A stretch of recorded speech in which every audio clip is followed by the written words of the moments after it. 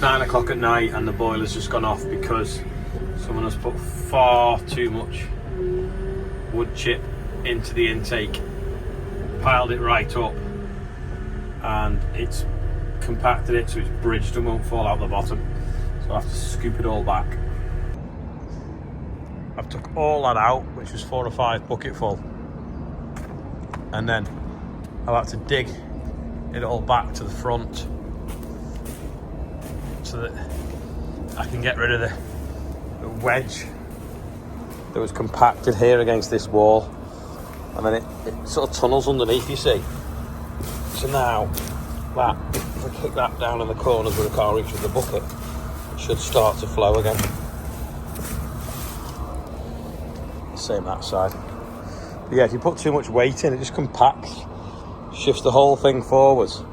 It sits on that RSJ and just tunnels out underneath it, and nothing falls into the trough the other side. There's an auger, you see, through there. Plenty in now. I'm up at Wellbrook, just getting a bale of straw ready for, I'm not ready, just round for the horses. Have a look at the grass field on the way, see if we cut it. It's given 10 days dry weather, still got a little bit of growing left to do, but if we get 10 days absolute stunning weather, we'll make some really nice hay. So it's a balance of, do we cut it all or do we cut a little bit, because we could get a bit more growth, and obviously it's more hay for more sales. And equally, good hay is worth more than bad hay, and if we leave it a bit and then we don't get that nice weather, then it won't be as good a hay. So it's like, do we split our risk by just cutting half of it? I think I need about 2 bays full, 2.5 bays full to keep the horses going for a year. In the other shed across the road. Straw wise, got a little bit left. These are some bottom bales that were stacked on the field. They'll be fine for cattle, but the horses won't like that. And then we've got a couple of marked ones been under that drip. Need to sort that drip in the next month or so before we fill this with straw again. But it's worked well.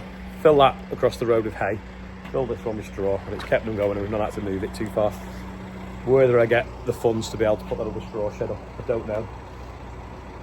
I must admit, I've just been and had a look at some of the wheat that I thought was pretty much a write-off, and I'm pleased it's turned itself round. It's not very thick, but if we get favourable weather between now and harvest and the grains are like marbles, it could yield better than I'm originally thought, but I'm not holding out any hope. I think it's just easy to think it's going to be rubbish, and if it's better, then I'll be pleasantly surprised, rather than think it is going to be better and then when I get into it, be disappointed. But yeah, I feel a little bit better this week than I did 3 weeks ago, or even 2 weeks ago, about the corn. Anyway, I'll just stick this in the shed across the road where they get the feed for the horses from. This is one of the fields of wheat that I thought was a disaster, but look at the cracks in the ground now. Still, you know, you can fit your hand in them, but looks well. It's not the same all over there, where there was some sticky patches when it was drilled. It's not good at all. A couple of wild oats here as well. They're not worth spraying. Yeah, it's a bit thinner here. Some secondary tillers there coming up, not very big heads on. Just need that, like I say, to have marble sized grains. Guests that were staying this weekend have checked out and they've left the windows open, so it's not supposed to rain, but I better go and shut them anyway. They've even left them unlatched, so someone could climb in. To be fair, they've left the house really clean. All the beds are made as well. I know they've obviously got to be changed, but other than leaving the windows open, the house is pretty sparkling. I'll just lock this door. I'm checking out the sunflowers. That's not one. Oh yeah, that's one. Yeah, just coming through now. The other ones over there are brilliant. This is the millet as well. A little bit suffered from the dry, but relatively healthy. That'll romp on soon. It's related to maize, so it does grow pretty quick. And then we'll go and have a look at the canary grass. This is a bit slower coming through, but hardly surprised with the dry weather. Looks like someone's been chewing it as well. But it's growing. And the sunflowers, let's go and see them. Weed controls work, not a lot of weed in them. And they're just getting going now. I mean, about a foot high. The other day, they were only that high. So in a week, they've more than doubled in height. And I reckon they will more than double in height in the next few weeks. Ian's decided to mow hay anyway, so that's a good sign.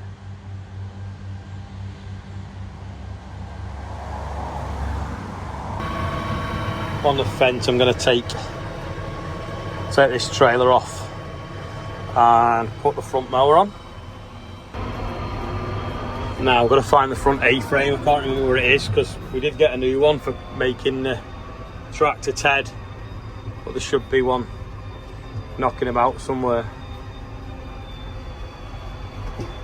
Got the A-frame on now, I'll stick the mower on. They don't half make it simple, these A-frames, for connecting stuff on. I just wish everything had gone on. Takes seconds to put on. I just drove up, clunk. I should have put my phone on the floor to film it and then click the PTO on and I'm done. Looks like I need a drop of fuel. Just this little field by my mum's house, so I'll mow this one first, just drop these guards down. They just stop it flinging stones and grass out the side. You just take this elastic off, otherwise it flaps in the wind when you go down the road. Put that in there, lift that, which is a bit of a two-handed job if I'm honest. And that pulls that pin out of that dish, and you drop it to that hole there. That's it now. Click, that's solid. Put this elastic onto there. And off we go. This first pass is where, look at the cobweb there now with all the grass seed stuck to it. This first pass is where Stuart comes checking the bees. It's a little bit thinner.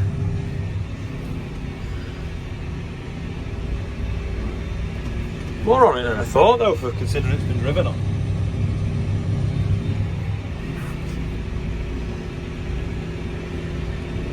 This is where you wouldn't want to be mowing past it with a tractor with no cab or closing windows, in case any bees get angry. You can see them actually as you're flying past. I don't know if you can on the camera, but there's plenty there.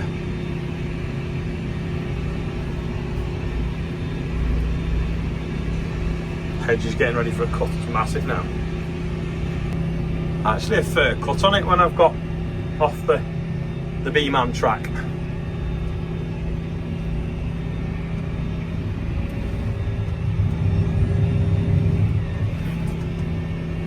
Just probably could do with a back one as well. I had them demo Malones to try last year, and you could flatten some grass with them. I just couldn't afford to buy two mowers at once. I'm mowing this corner that's a bit like a hairpin. I don't know why, because I won't be able to get the tedder in it very easily or the rake, but make it look a bit neater anyway. There's a lovely smell. Andrew's here to continue his tractor Ted, so he's just jumped on the mower while I get me dinner.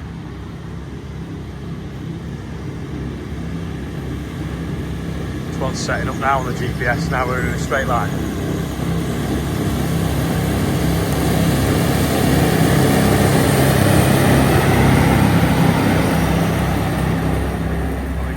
I had it up to 13k before.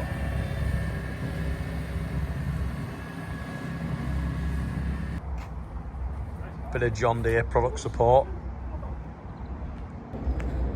I think the sensor's gone on the AdBlue for the Bateman, so put itself into limp mode.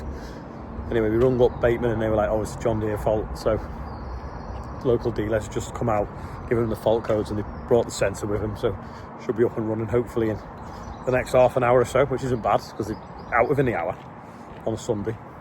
Top work. some new sunglasses and they've got cameras in. So the idea is I can film now a little bit hands-free is the plan. So we'll see what it looks like. I'll go and do some mowing and we can see. Right, I'm filming now. So let's go. Hands-free.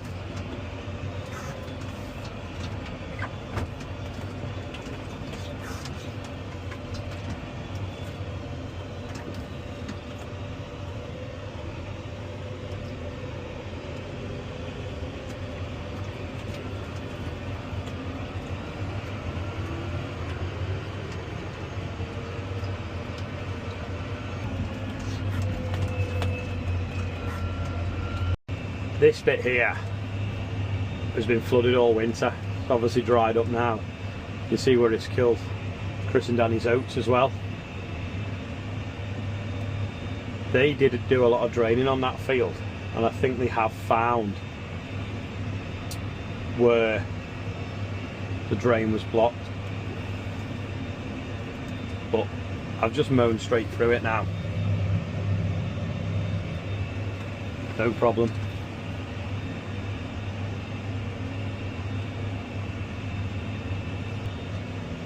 Typical, isn't it? You mow a bit of grass and it then starts to rain. Why did I not go mowing grass 6 weeks ago? Yeah, it's proper raining now. I've only got that little bit left to do and a tiny bit over there, so I'll get it finished and that's probably it for the day now. Looks alright there, what I've done so far. Just lift the mower up.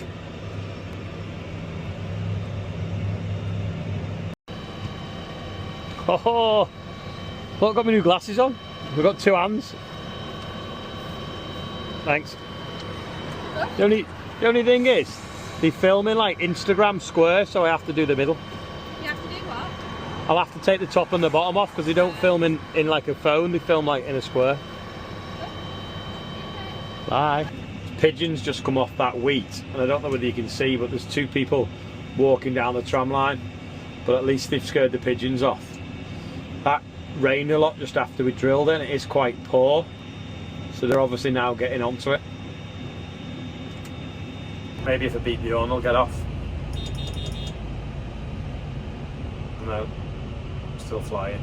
Windy, so I'm going to see what it's like for wind noise wearing these glasses, because I've got them on. I'll go and see how Andrew's getting on in the shed.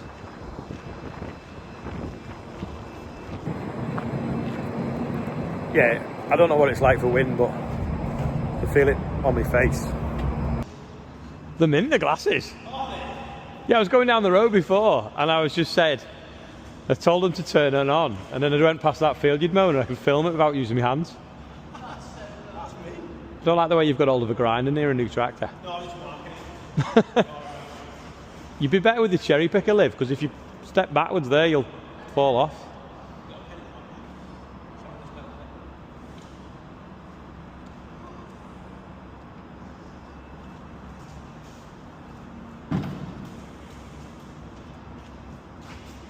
That's a bit safer.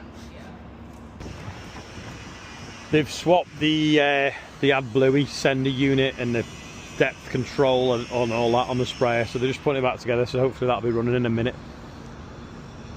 In fact, I'll show you.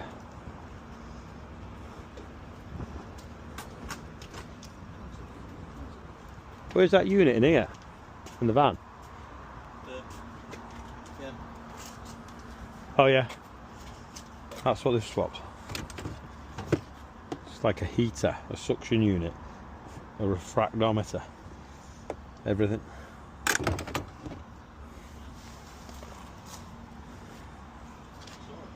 Fingers crossed it works.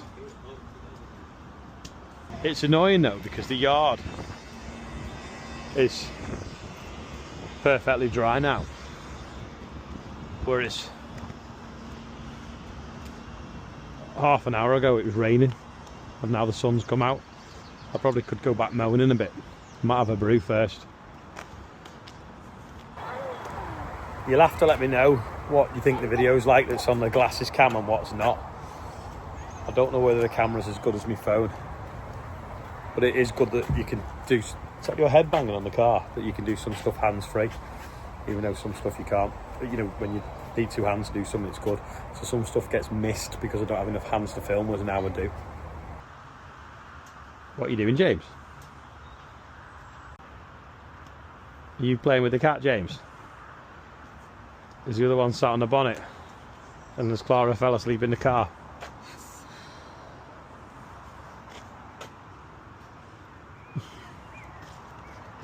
Be careful, James. He's old. She's old. I'm putting back in now the wood chip that I had to dig out last night. Now it's used a bit, so that I suppose I need to remember to turn my head slowly, don't I? Yeah, so the boiler doesn't run out of fuel overnight.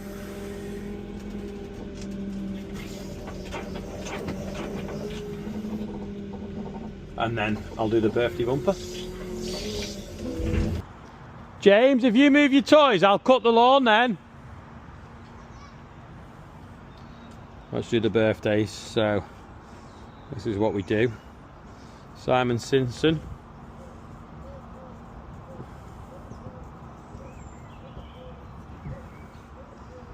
'40th wedding anniversary. Tracy, I think it says. Kate. Crow, I think. Anyway, this is how I do it. Two hands now. Happy birthday, Simon Simpson. Sorry, no, happy wedding anniversary, 40th wedding anniversary, Simon and Tracy Simpson. Kate Crow, happy birthday. Amelia and Olly, happy Father's Day to Grandad Johnson. Mary Mayland, happy birthday. Sally Ford and Tom Harrison, my dad, happy Father's Day. We're now up to £92,274 for the North West Wear ambulance. Two hands. That's about all for today. The video's gone on too long because I've been playing with my glasses, but I'm going to go and cut the lawn now. It's dried again, so I'm not going to go and cut any more hay though, because the stuff that's really thick is still be damp in the bottom. I don't want it in a soggy wet pile, so I'll wait till the dew's blown off in the morning and go back out mowing, but I'll cut the grass around the house now, which is probably just as thick as a field. Anyway, thanks for watching. I'll see you tomorrow. I think you can say the grass has grown more in the last 2 or 3 weeks than it has all year when you look where I've cut